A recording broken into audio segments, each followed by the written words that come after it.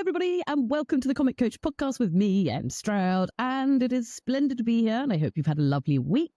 And let me just tell you, I am very excited because today I and you all are joined by the fabulous Sim Gill. Hello, lovely soul. How are you? I'm good. How are you? Thank you for having me. Oh, you are so welcome. I'm very excited. And it's also because we put this in the diary ages ago. Months ago. I mean, this is what happens when you are a person of impact. These things take time. It was also, obviously, I changed podcasts and I've launched this one. So there might have been a little bit about my own stuff, but it's exciting. So how are you? How goes your world? How's your week been? I'm good, thank you. The sun is shining. Can't complain.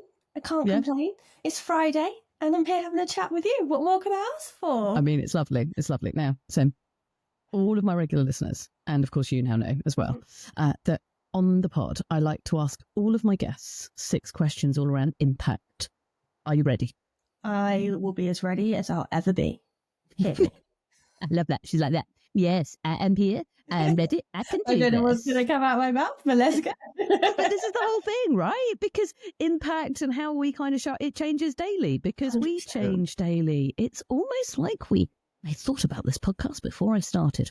Whisper it quietly. Okay, question number 1. The lights have changed. I don't know why, because we're now in a quiz. Obviously, this is always going to be my thing. I just feel like I'm obviously a frustrated quiz master, so I'm just going to say, right, question number 1.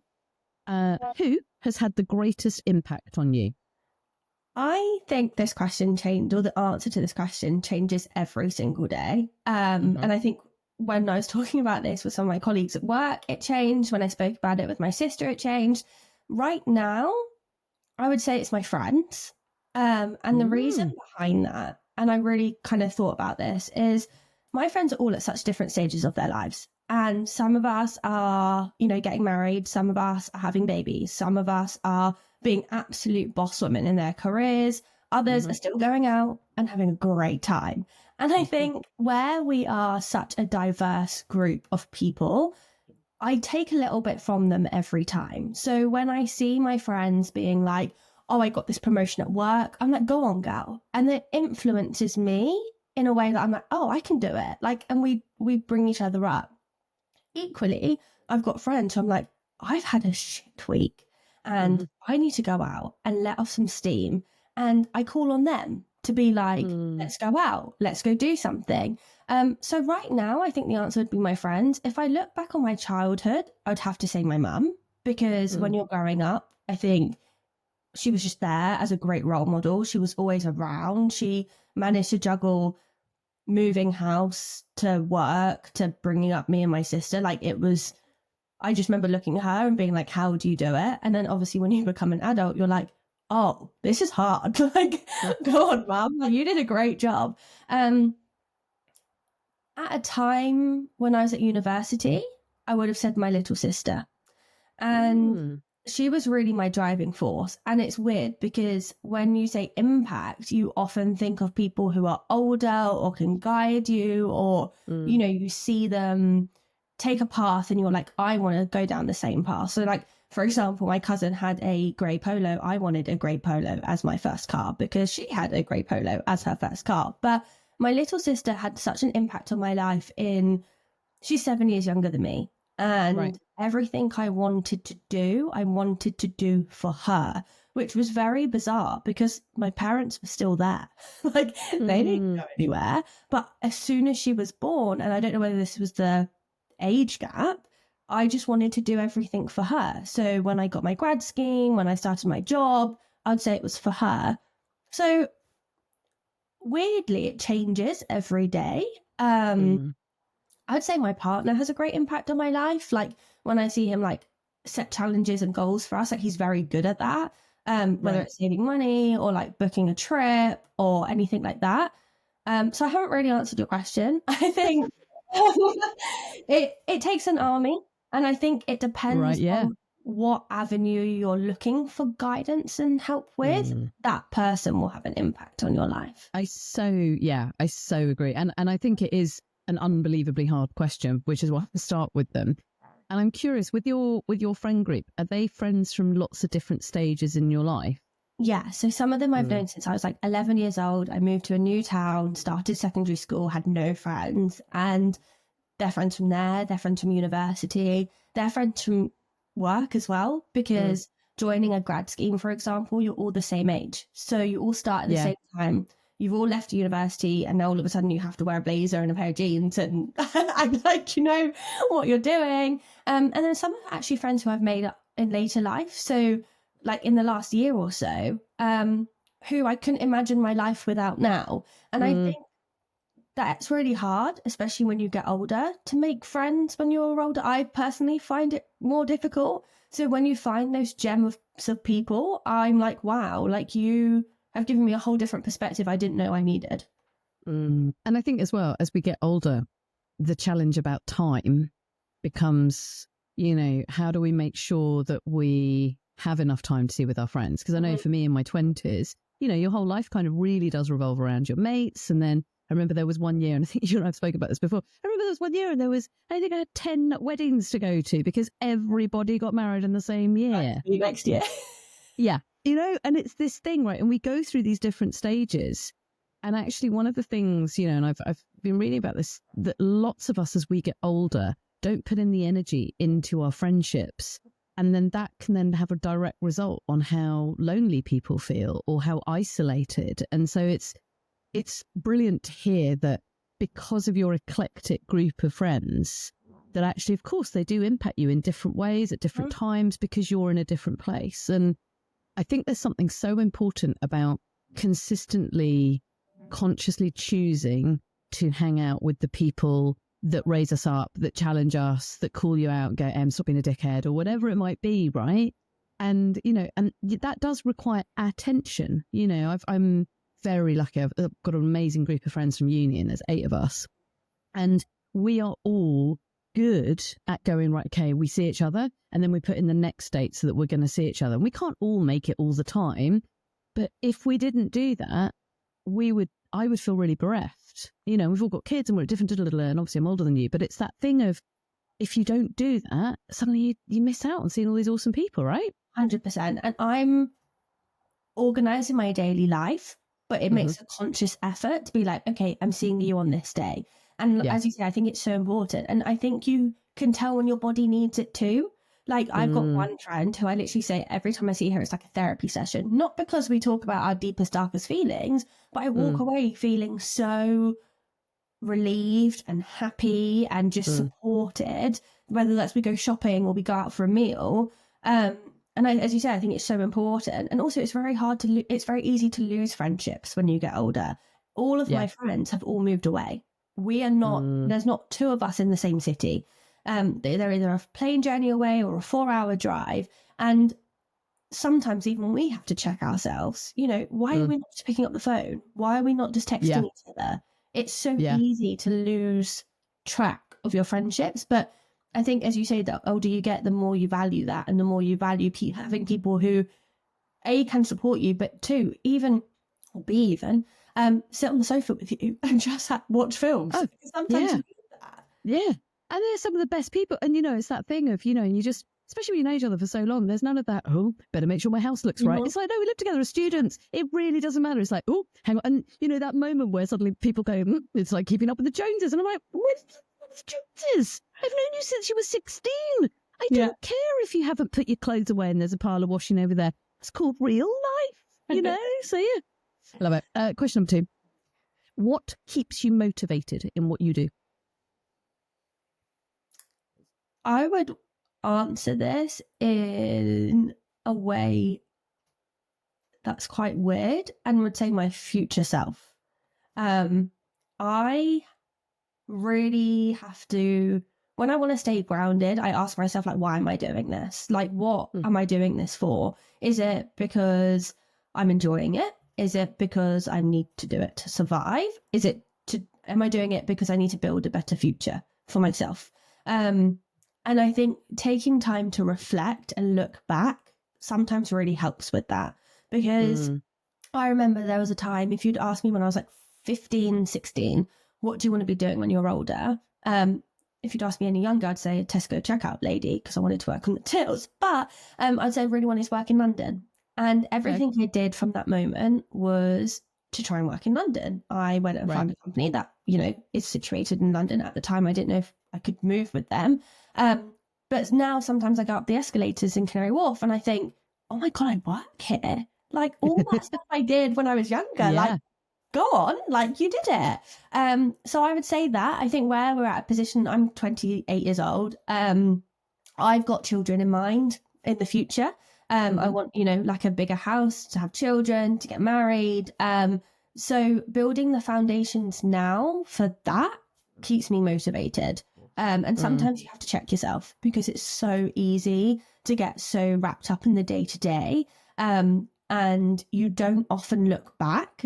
And then also it stops you from also looking forward because you're like, oh, this Excel spreadsheet is doing my head in. Like I've had such a bad day. And something that me and my boyfriend actually spoke about the other day is like when someone says to you like, oh, how was your day? Like at dinner. And we've both gone like, oh, it was a bad day. And it's like, well, why was it bad? Like, tell me why it was bad. Oh, and then when you actually think about it, it wasn't that bad. So we've really tried to change our narrative on like even communicating with each other. And then that helps with keeping each other motivated too.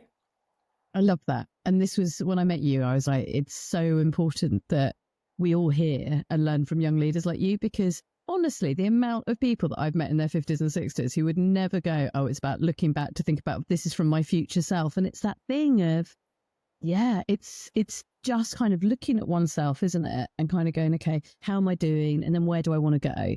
And self-reflection is something that so many people, when I ask the question, and I've asked genuinely tens of thousands of people because of all the speaking that I've done, how many of you actively self-reflect? And I'm not just talking, oh, I'll have a think about it while I walk the dog. Like write stuff down, have active conversations, change the narrative, as you said. Maybe 5%? Yeah. I'm like, how? Really, and I'm not saying you do it every day. I would say twice a year. So we have a notes on our phone from when my boyfriend and I got together to now. And on New Year's Eve, every night, we tick off our list. And these lists are the most pointless things to actual goals in life. So it's restaurants we want to eat at next year. It's places we want to go, activities we want to do, and then life goals. And there's only like 2 or 3 things in life goals. It might be like get promotion or move house. Like this year was buy a sofa because we were arguing about a sofa. And I'd say, as you say, like we do that like twice a year. We write it on New Year's Eve. We might check in, you know, in the summer, and we'll check it off at the end of the year. And that's not, I don't want to be sat here like preaching about self-reflection, but like that's enough for us to stay very grounded in what we want to do in the year. Yeah, I love it. And it just gives you clarity. It's like, this is what I'm doing. Because then you can legitimately look back on your phone and go, oh yeah, we did that. Oh, cool. And then you're like, whoop, winning.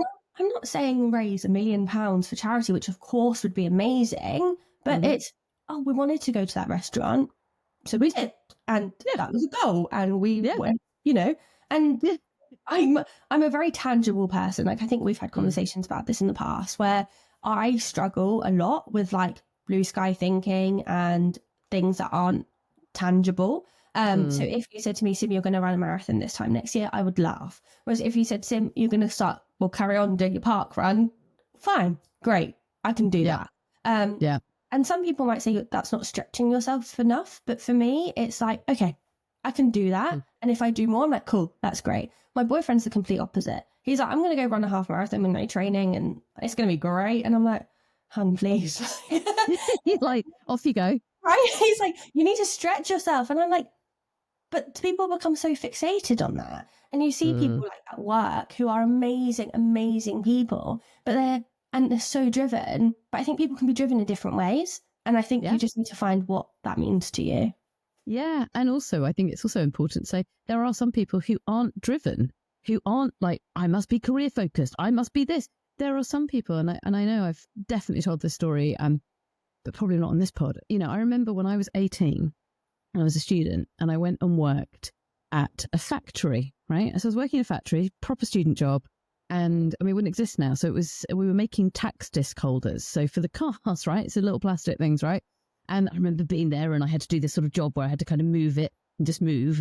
And for about 5 minutes, I was like, this is interesting. I was like, oh my gosh, this is what I'm doing for an entire week. Okay, I'm not so good.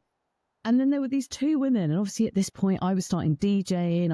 I had my first theatre company when I was 18. And I was doing this just to earn some cash, right? And I remember talking to these two women who are probably about my age now. And I was like, so what else do you want to do with your life? Real kind of aspirational, everything's going to be possible, move forward. And I remember these two women, they just sort of went, you know what, we love working here. And I was like, huh? Because I was already struggling after like 5 minutes. I was like, this is it. This is all I have to do for all of this time. And they said, yeah, we love it here. I was like, why? And they're like, well, we know that we've got holidays. We know that we get to pick the radio station. We know that we get a Christmas party. We know that we can be home to pick up our kids. Mm-hmm. And we know that it's safe and it's secure. And you're going to go off and fly, but we love it here. And I just went, oh my God. And as you said, people are motivated. Not everybody wants to be the CEO and go up big corporate thing. Not everybody wants to start a business and be an entrepreneur. Some people genuinely are content. Mm-hmm. And that's perfectly fine. And I think especially in our generation, and I'm so grateful for this because I do have friends who are very driven and we motivate each other. Mm. But I heard someone say the other day, like they were on a panel and they were like, I was motivated to be a mum. And only because it wasn't career motivation, she was like, that's what I wanted to do my whole life. So you best believe when I could, I took full advantage of that. And I was like, yeah, fair. Like that's what you wanted to do. Yeah. Amazing. Yeah, absolutely. How do you play? Great question. You'll laugh at me for this. I love to have a new hobby every week. I love this. I am the type of person who really gets into something. And for 3 weeks, I'll be preaching to you. I'll be like, you need to do this. Yeah, tomorrow I'll find a new thing. So favourite the week this week was colouring. I went to my mum's house. I'm sure a lot of people can relate. I've moved out of my mum's house for 3 years now, and I had to go clear out my childhood bedroom. And part of my collection of lovely stuff in there was my colouring books from COVID. I don't know if anyone else was really into COVID colouring, just there was nothing else to do. I, at the moment, I'm really craving non-screen time. I love doing the most mundane things where my boyfriend and my family get a hobby. Like for me, getting a hot chocolate and walking around Home Bargains is heaven. Nothing will bring me more joy. I don't have to buy anything. I just want to walk up and down the same aisles I've walked up and down for every week. And that brings me so much joy, which is hilarious. I probably shouldn't admit that to thousands of people. However, I'm just really craving non-screen time at the moment. I'm really enjoying walking away, going for a walk, just going out with friends, just being in company, board games, just anything at the moment away from a screen. And I think I kind of had that thought process when I realized I was counting down the days to the weekend. And one piece of advice I got when I was younger is you never want to live wasting days away. That is not how you want to live your life. You shouldn't wish for days away. So I'm really into making memories at the moment. If that's walking around Home Bargains, that's a memory I'll hop onto. And you see, because and this is the thing, right? Play, in the way that I define play is it's something that you are fully immersed in, that you are fully present, and it brings you joy, right? Play doesn't suddenly negate all of the challenges and everything else that's going on in the world, but it's something that you are fully engaged in, and that there are 12 ways that adults play, and there's something really beautiful about you going out and being the explorer and just walking up around, having a look, being present. It is play, colouring. It's all of these things. And say, even though you just like finding different hobbies, awesome. Because it keeps yourself, that within itself is play. Because it's what should I play with next? I'm going to try this. I like this. Very good. And what one action have you taken in the last year that's really impacted your life? I would say being more conscious of how I prioritize my time. I went to a really good talk back in April of someone who color coded their calendars. I wonder who this was. I don't know. I think her name was Oh, Em. really?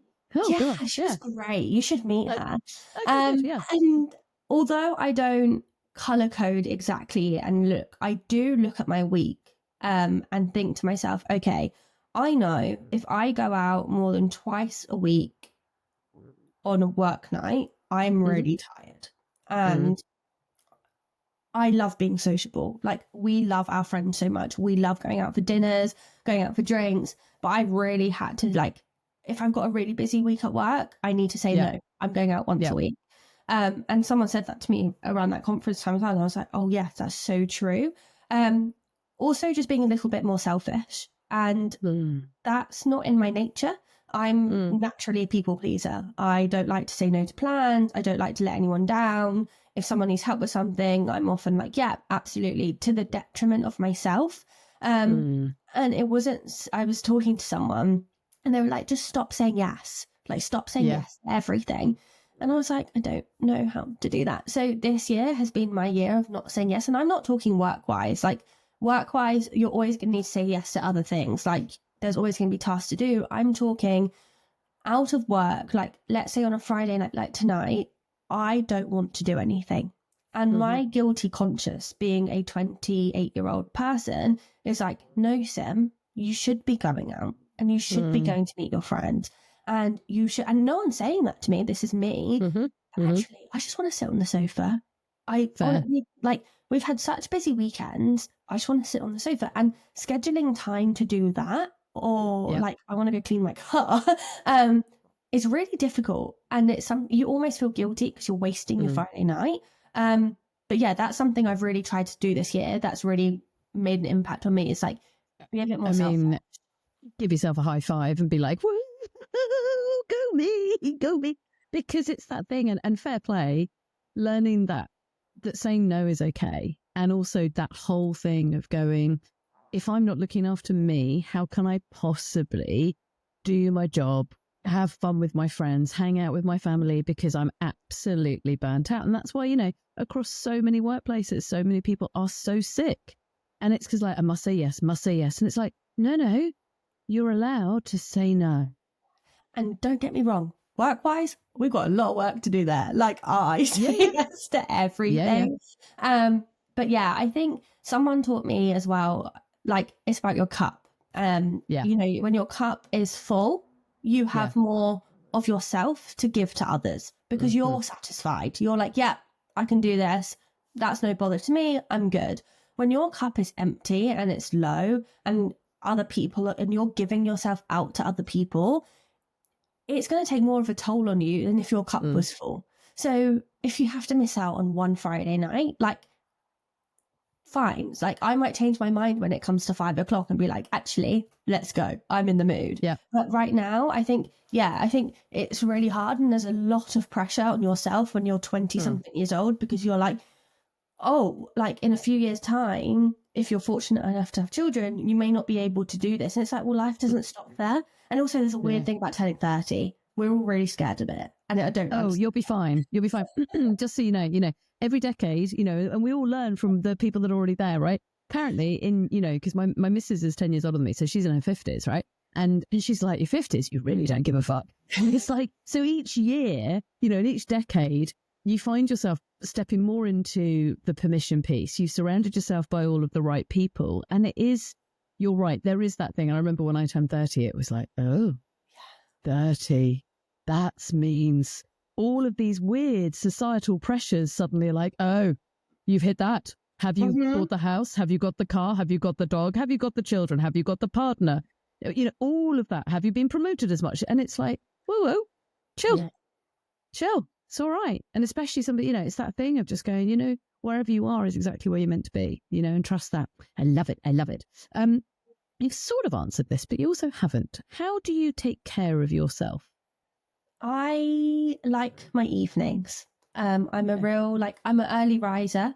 I don't mind waking up early, but I like to have the evenings to really wind down. I really struggle, like, if we're out and then you go straight to bed, like, I'll be tossing and turning all night. So I like to come upstairs, have a shower, like, do my skincare, just relax. I really need like quiet time. That's one way I look after myself. The other time is I really struggle with this and I have been slacking, but reforming Pilates has changed my life this year.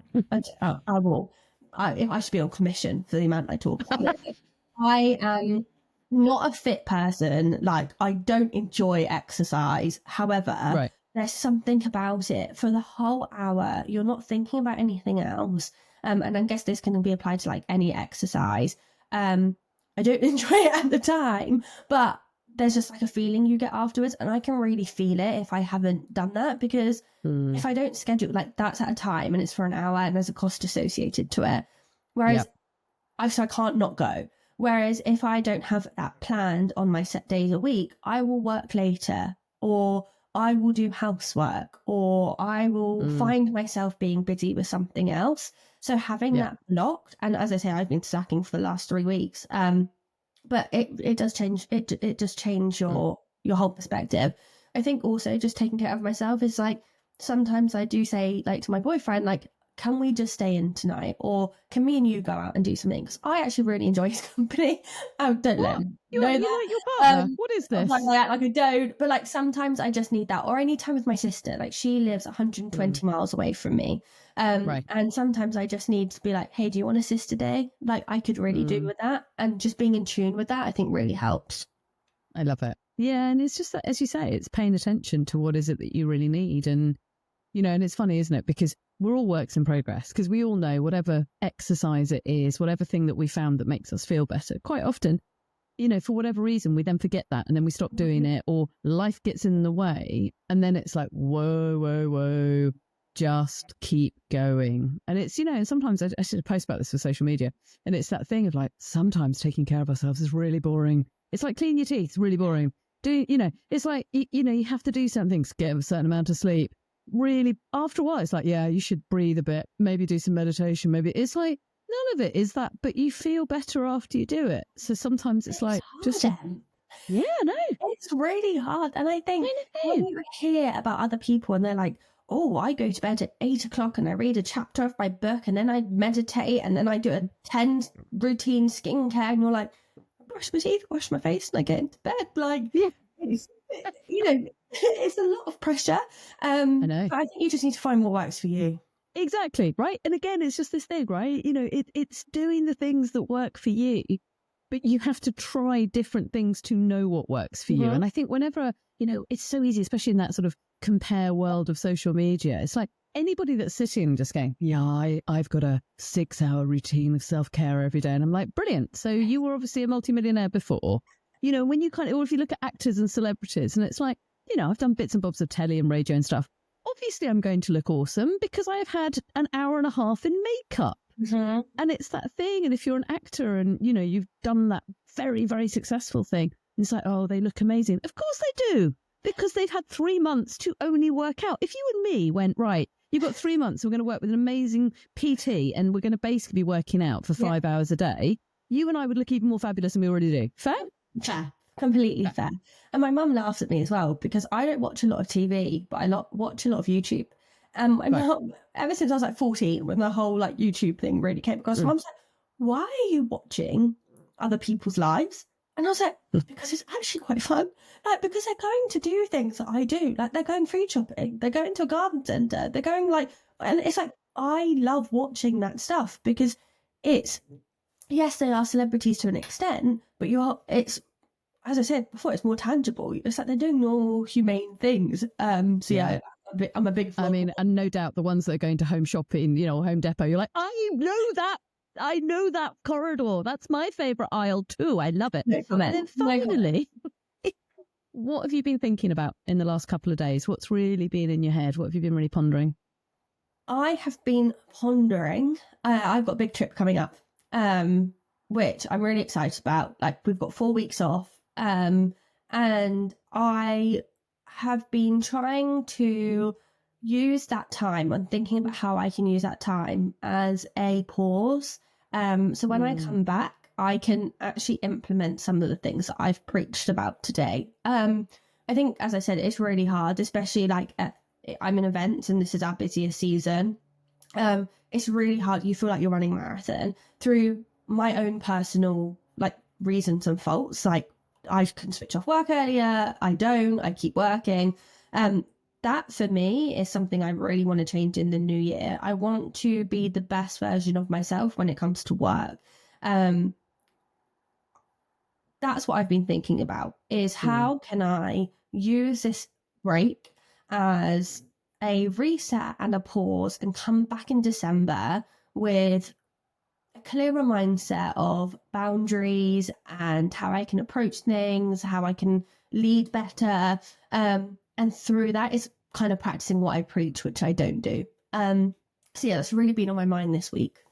That is such an awesome thing to have already kind of marked in your mind, that you're going to go, right, okay, take this beat, take these 4 weeks, and then new year sort of go, okay, this is, because as you say, you know, we're impacted by other people's behavior, you know, and as a leader, and you know this, it's that thing of you can say all the words, right?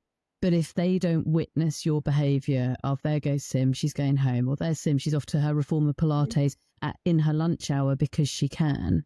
It's those things where you're going, yeah, make sure you take your annual leave. And people go, you haven't taken yours. Right. And it's that, to have that insight and to have that wisdom. I mean, whatever you end up doing, and whichever organisation you carry on playing with, they're going to be so lucky to have you. Because if you have this insight at 28, holy moly, woman, what are you going to be like when you're my age? Like well old in your 40s. You're going to be like that. Oh, look at that. You know, it's like, yeah. And I just, final thing, when you're going away, are you going to try, because you're away for 4 weeks, are you going to try and not really be on screens? Are you going to try and act? Have you thought about, you know, what's going on in terms of, you know, because I guess I recently watched A Race Around the World, right? And so I think that's slightly in my head of what do we do when we don't have tech? Because what we do when we have tech, we're instantly looking down and we're instantly not engaging with the world. But when you put the phones away or you put your laptops away, you end up talking to different people. You find out more. So I'm just curious. Yeah. Have you thought about that? Yes, I have. And my Nintendo Switch does not come into play here because... Oh, no, that's completely fine. That is allowed. Nintendo Switch is fine. Everybody. Other games consoles are available. I have. For example, I have ordered 4 books. And this year I set myself a goal of reading 1 book a month, which if you said that to my younger self, I would have laughed because I used to read a book in a day. But just with work and stuff like that. So yeah, I have thought about it. And this is what I mean about taking like a minute. I just want to start reading again. And what better than a 14-hour flight? Like, and also just we have been thinking about this trip probably since we first got together, my boyfriend and I. It's been on our list to go. And so we feel very fortunate and very lucky. And the way it actually came around was a lot of our friends, as I mentioned, were at this point in our lives last year where they were getting married, having kids, and we kind of sat down and was like, are we ready for that? No. Why are we not ready for that? Because we don't feel like we've lived our lives. And okay, so if we don't feel like we've lived our lives, why? What do we want to do more of before we take on that next chapter? And one of them was travel. So we booked this trip. And I just want to be in the moment. I don't want to be going on this trip that we've looked forward to for a whole year since we've booked it and be missing out on just being in the moment. I don't want to be thinking about work. I don't want to be thinking about, you know, did I make the bed before we leave? Well, I'm going to make the bed, but you know what I mean? Yeah. I just want to be there. So yes, in a roundabout way, I have thought, maybe not screen time specifically, but I have thought, I just want to be in the moment. I want to look back on this trip and be like, that was the best trip of our lives. I love that. And one of the things that I did, because I've just come back from Australia in the summer, and one of the things that I bought for a previous trip was I bought a camera, because otherwise I use my phone as my camera. And therefore, as soon as I'm on my phone, I have all of my normal dopamine and everything else like that. And it was one of the biggest gifts, was having this silly little camera. It cost me like 30 quid, takes fairly decent photos. And when I was like, oh, I want to take that. So I had that on my arm and my phone was tucked away and pretty much on airplane mode the whole time. And that, for me, that shift, And then it's good enough that I can then, I can attach it and then I can upload the photos. But it was just that thing of going, yeah, let's really enjoy being in Melbourne. Let's really enjoy being wherever I was and stuff. And I could talk to you for hours about everything to do with impact, leadership, life, and everything else like that, because you are awesome and extraordinary. And it's so blooming brilliant to meet awesome, fabulous young female leaders who are going to change the world. It gets me very excited about that. The world is full of lots of potential and brilliance. So if people want to know about you and what you're up to, where do people find you? Is it on LinkedIn? Please. LinkedIn. Yeah, LinkedIn would be my best. Okay. That's where I post all about work and what I'm doing. So yeah, I would love to connect. Cool. Well, I will make sure that your LinkedIn is there. I knew this was going to be a joy. So thank you so much for coming on the Comic Coach podcast. It has been brilliant. And have an amazing trip. Thank you so much. Thank you so much. Thank you for having me, Em. I loved her. I love talking to her. She's brilliant. And as I said, doesn't it just give you hope for our future?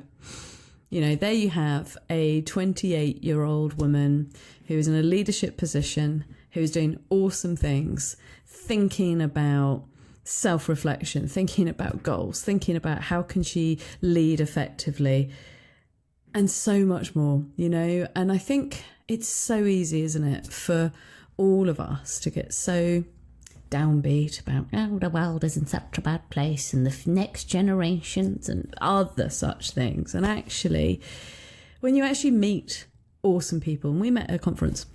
So we met at the Women in Payments conference in London, and in April, as we said, and she was on a panel and she just stood out to me. And I was like, she's really interesting.